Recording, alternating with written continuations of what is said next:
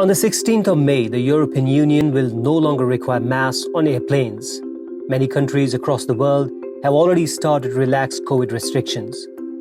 Places like Greece, New Zealand, and Japan are gearing to drop all restrictions in time for summer tourism.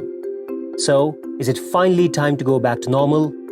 At least to the normal we knew before the pandemic? Or has the coronavirus changed the definition forever? Are we going to continue to live in a new normal? The first signs of the virus were reported at the end of 2019. In March 2020, the World Health Organization declared the coronavirus a pandemic, and many countries began to put lockdowns in place and restrictions on travel. Although some had hoped 2021 would offer a slow return to normal, in May 2021, a surge in COVID-19 infections killed thousands. The world saw horrendous images coming out of places like India, where hospitals ran out of oxygen and crematoriums ran out of firewood. A lot has changed since. Other global events, like Russia's invasion of Ukraine, have taken priority in the news. But on the 12th of May, North Korea, a country that had claimed it maintained zero COVID infections since the beginning of the pandemic, announced its first case of COVID-19. A national lockdown was declared in a country that has refused international help and vaccinations. Meanwhile, China has faced criticism from the World Health Organization for trying to implement extensive lockdowns in what it calls a zero-COVID policy. Approximately 400 million people are considered to be under some level of lockdown in the country, including the big cities like Shanghai and Beijing. A virus doesn't care about world politics. The question many of us are increasingly asking now are, is this the end of this virus?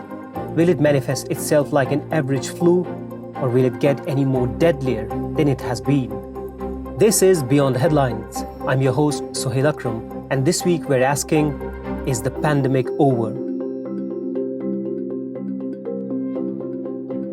Before we start, if you want to get all the latest from Beyond Headlines, hit subscribe in your podcast app.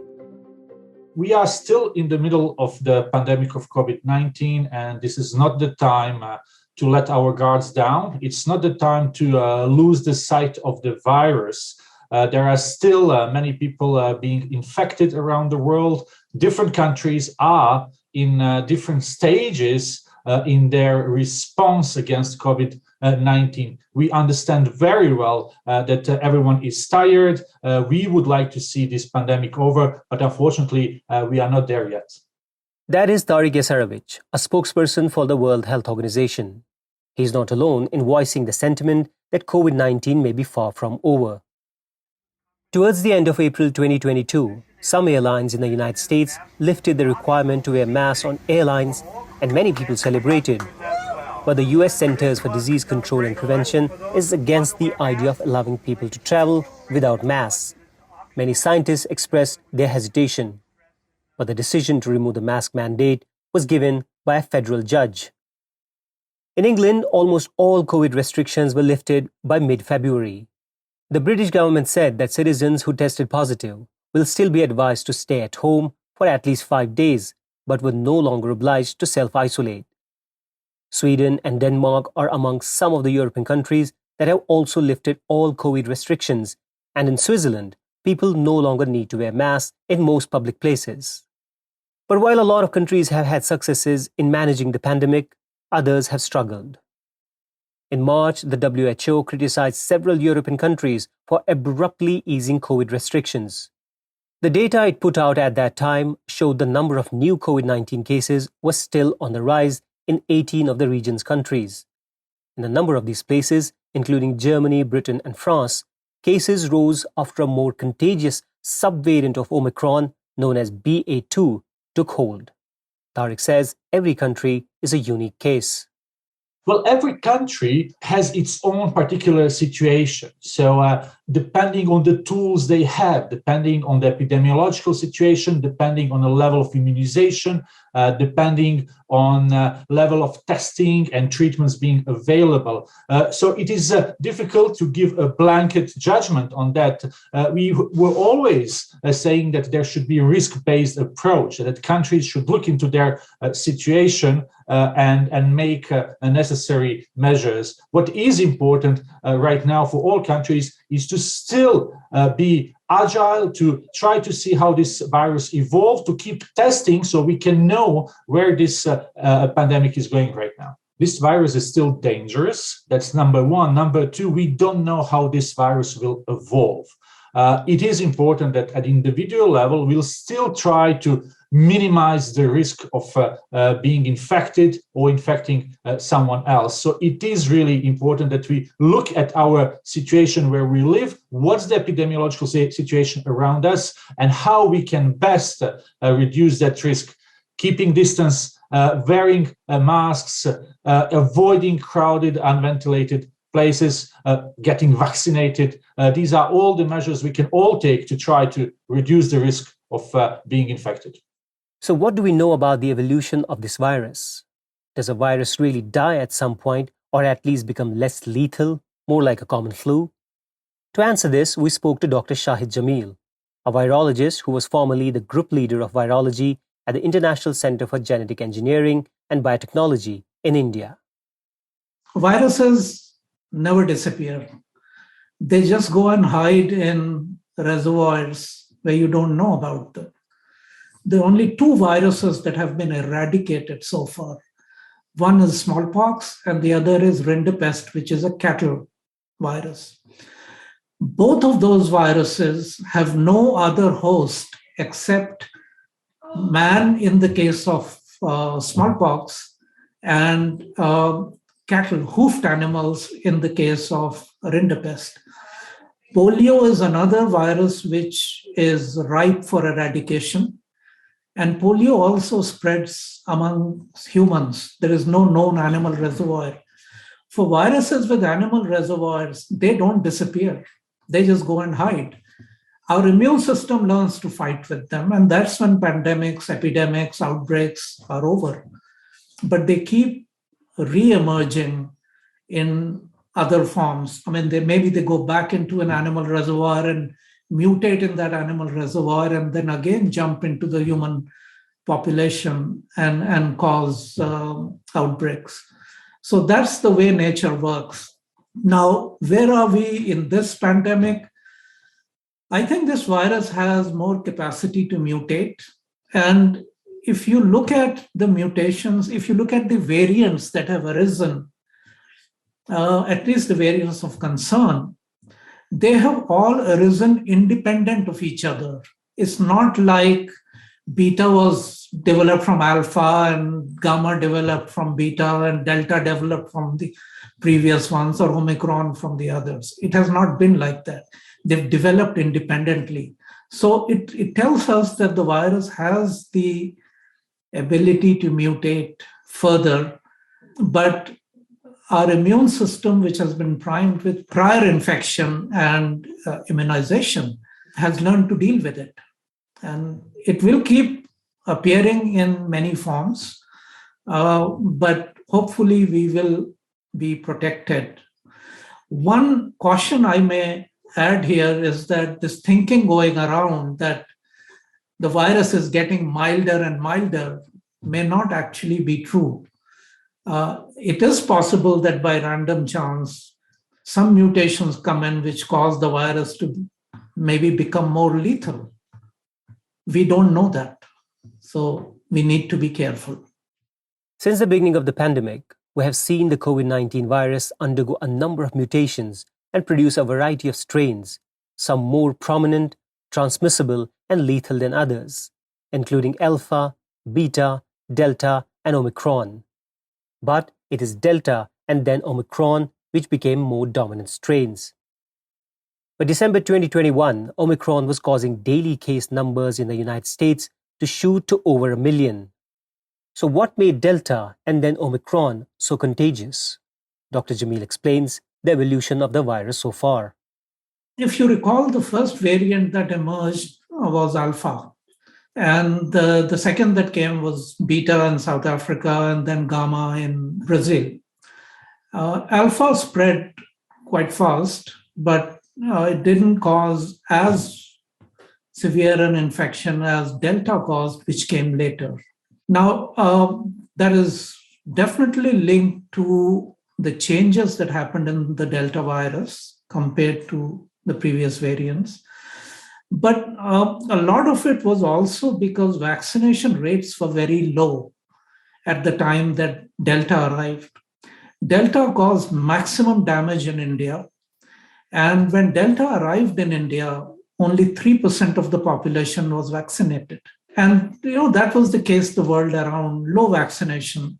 And that is why I feel that Delta created a lot of havoc. Possibly if Omicron had emerged at the time that Delta emerged, Omicron could have caused similar damage. We don't know that. But when Omicron appeared, a lot of people around the world were already exposed to one or the other variant. So there was some natural immunity. And the vaccination percentage was high. So that could have played a role in mild disease caused by Omicron. But Omicron, yes, it was very transmissible and it spread widely. For vaccinated, healthy individuals, the virus may not be as risky as it was before, but there are many groups that remain vulnerable, especially the elderly, the immunocompromised, patients with medical conditions, and people from low-income countries where access to vaccination is limited. Tariq says the World Health Organization cautions countries to have a risk-based approach to COVID. Well, again, we have to always look at a risk-based approach. Not all measures could or should be applied in every setting, in every country, in every particular situation. So we need to really look at the context and make appropriate measures. We know that countries are trying to do best for their citizens. Now, what we are saying at WHO, this pandemic is still ongoing. There are still a number of places where many people are not vaccinated, many places where there is not enough access to treatments, not enough access to testing, and we need to really understand that this virus is still evolving. It is difficult to predict what will happen next. What we want is to reduce to minimum the number of hospitalizations and deaths due to COVID-19. There are more and more people around the world who have immunity by now, either through acquiring immunity through infection or vaccine-induced immunity. We want that people have access to vaccines across the globe, especially people who are in a vulnerable groups, such as elderly and those who have medical conditions. Still, there are 70 countries around the world who have vaccinated less than 40% of their population. There are countries who have vaccinated less than 10% of their population. We have to make sure that these people are protected and that tools that we have at our disposals are available to everyone. While many countries have continued with large-scale testing to stop the spread of infection, the world's COVID-19 vaccination goals are not yet met. According to data collected by Bloomberg, more than 11.7 billion doses have been administered across 184 countries, with roughly 12.9 million doses given a day. But Tariq says there's still a lot more that needs to be done. Let me give you the figures. So as of end of April, there were 11.6 billion vaccines that have been administered globally. Unfortunately, only 15% of those vaccines have been administered in low-income countries, while 69 countries have vaccinated less than 40% of their population, and 20 countries have vaccinated less than 10% of their population. So first, we really have to put all our efforts in getting vaccines to those places where there is unvaccinated population, especially in vulnerable groups. Now, when it comes of frequency of vaccination, there is enough of knowledge now to know that immunity induced by vaccination may wane over time, that the vaccines that we have are less effective against new variants that are dominating right now. Currently, WHO do recommend a third dose of a vaccine for certain populations. We have issued guidance on that. We have to really look into evolution of COVID-19 and SARS-CoV-2 virus and be constantly on a look how to best use the tools, including vaccines, to reduce hospitalization and death, which is ultimate goal of the response. On 5th May, the World Health Organization said that nearly 15 million people were killed either by COVID-19 or by its impact on overwhelmed health systems during the first 2 years of the pandemic, more than double the current official death toll of over 6 million. But the WHO reported that many countries understated the number of deaths and infections. Dr. Samira Asma is the World Health Organization's Assistant Director General for Data, Analytics and Delivery. She explains. What we also reported today is that majority of these deaths occurred in Southeast Asia region, followed by Europe and the Americas. Majority of these deaths occurred among men than in women, and also among people who are 60 years and older. This is extremely important information for anyone to have, especially policymakers and the public. We need to know the true toll of the pandemic. And excess death provide us that metrics to assess the true impact of the pandemic. It is important for policymakers to use this information to design the right policy solutions. If we don't estimate properly, correctly, there is a risk that we underestimate, and when we underestimate, there are many chances for us to underinvest in public health. Another important reason is when we undercount, there is a big chance that we might miss where the right interventions are needed, and we might exacerbate inequalities. And COVID has illuminated that there are significant data gaps, and this also highlights the urgent need for policymakers to invest in good data and health information systems. And finally, and most importantly, the tragic loss of lives. And we have to remember that behind these numbers are people. We conducted an assessment 2 years ago, and we found that 6 out of 10 deaths globally are not registered. And 9 out of 10 deaths in Africa are not registered. It is also important for us to remember that over 70 countries do not have accurate cause of death reporting. The World Health Organization said that in India there were 4.7 million COVID deaths, which is 10 times the official figure. But soon after its 5th May report, the Indian government questioned the estimate, saying it had concerns about the methodology in reaching the numbers. The WHO stands by its estimates. Dr. Samira explains why. It is also important for us to remember that over 70 countries do not have accurate cause of death reporting. And as you know, that we needed to know the direct and indirect impact of COVID pandemic. And to assess that, we needed information on deaths and causes of deaths. And we have seen that countries have lack of capacity. And this lack of capacity is a result of long-standing lack of investments in data and health information systems. So this truly is a clarion call for all governments to invest in civil registration and vital statistics, and also good integrated surveillance systems and health information systems. If there are signs that should tell us that governments should not rush into removing all the COVID-19 restrictions, it's these sounds from Shanghai. These are sounds of residents in Shanghai banging pots and pans to protest against COVID-19 lockdown. And these scenes are not from 2020 or 2021. They're from 29th April 2022.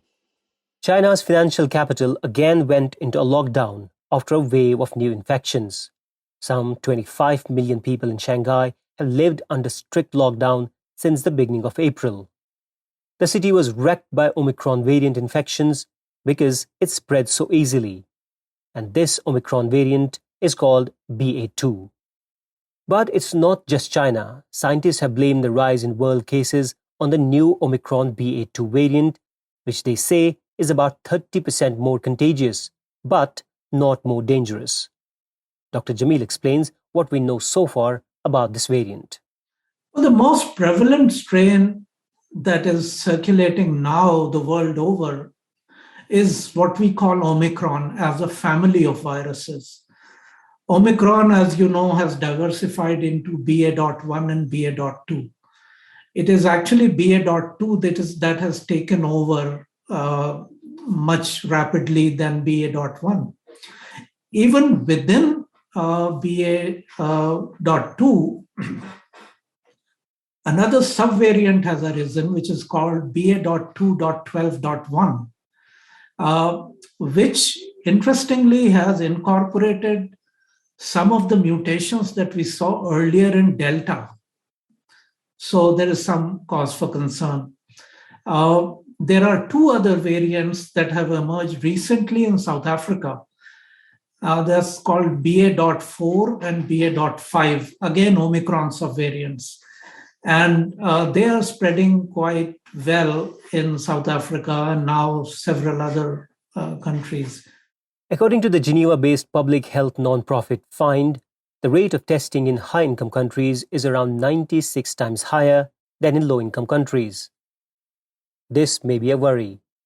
As Tariq Esarovich told us earlier, the pandemic isn't over yet, and we're already seeing indications of some countries giving up on large-scale testing. Health experts say testing has dropped 70 to 90% worldwide from the first to the second quarter of this year, the opposite of what they say should be happening with new Omicron variants on the rise. Dr. Jamil says there's no substitute for testing. Because if we don't measure it, we don't understand it. We fly blind. And it's been shown in several places that if you do frequent rapid testing, it's actually more accurate than those single RT-PCRs. RT-PCRs are expensive. They require expertise. Rapid tests can be done at home. So I think the way to go forward is to do rapid testing frequently. The moment you think you have something, test it. Hopefully you're negative, but if you're not, you know that. How the virus behaves next is not in our hands. But what is in our hands is to continue testing, to continue wearing face masks and root for a fast, equitable distribution of vaccines around the world. The worst of the pandemic, hopefully, is behind us, but Tariq says we cannot let our guard down. It is very difficult to predict the future. We need to do everything we can to bring this disease to the level where we will not have as many hospitalizations and deaths. And for that, we need to use in the most efficient way tools we have, vaccines, tests, treatments. We need to tailor public health and social measures to the context and to the particular situation. People should individually do everything they can to reduce the risk. And if we collectively get to the point where our resources are used in the best possible way, where we all act responsibly individually and at the government level, but also at the level of manufacturers of vaccines and other tools, we can get to the situation where this virus will not do the same damage as it was doing in the last 2 years. You have been listening to Beyond the Headlines. I have been your host, Suhail Akram. Thanks this week to Tariq Esarovich and Dr. Shahid Jamil. If you have enjoyed this episode, please subscribe to the show by clicking the subscribe button in your favorite podcasting app. This week's episode was produced by Aisha Khan and Arthur Edison. Thanks for listening.